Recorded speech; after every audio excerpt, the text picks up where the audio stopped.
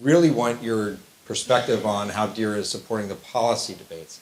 And I will tell you, I've been watching the SEC for the better part of 20 years. I've been going to open meetings during that time.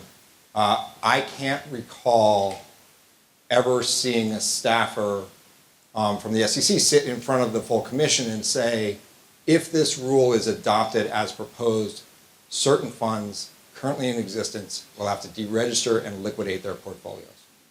You did that at the derivatives rule proposal back in December, which was pretty striking.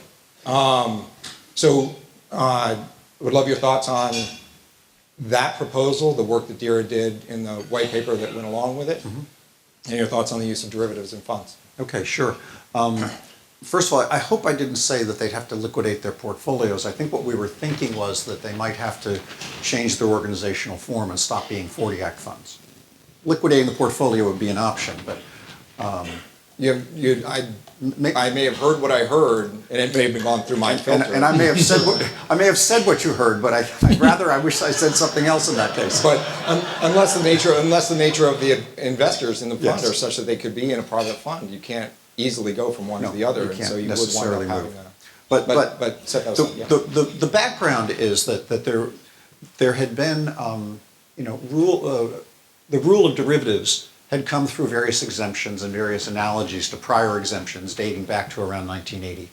And we decided that we really needed to bite the bullet and see if there were some systematic things that could be said about the efficacy of derivatives in a 40 Act fund available to accredited or non-accredited investors. The first thing we found out was nobody knew. There's no information collected about the extent to which the mutual fund industry actually has exposure to derivatives. There are lots of stories. So what we did was we took 10% of 11,000 mutual funds. We took about 1,100 funds, and we looked in their footnotes.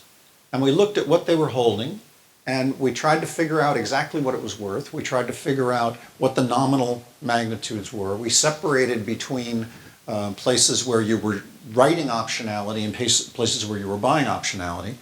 And we fashioned a rule that used the notional amounts as an indicator of exposure. Are the notional amounts right? Certainly not. Are they as good as anything else we could think of? Pretty much. But we were able to say, given this rule, half of 1% of the existing 40 Act funds may have to change the way they operate or change their form of organization or close down. So we were at least able to put a number on how big this number was. Now, the comment period has been really interesting because there are some things that have been pointed out to us that I think we want to take serious account of when we bring forth the final rule. But the nice thing that DERA was able to do in this case is to go from a place where people had feelings, suspicions, anecdotes, and we were able to say, well, let us characterize what the whole industry looks like.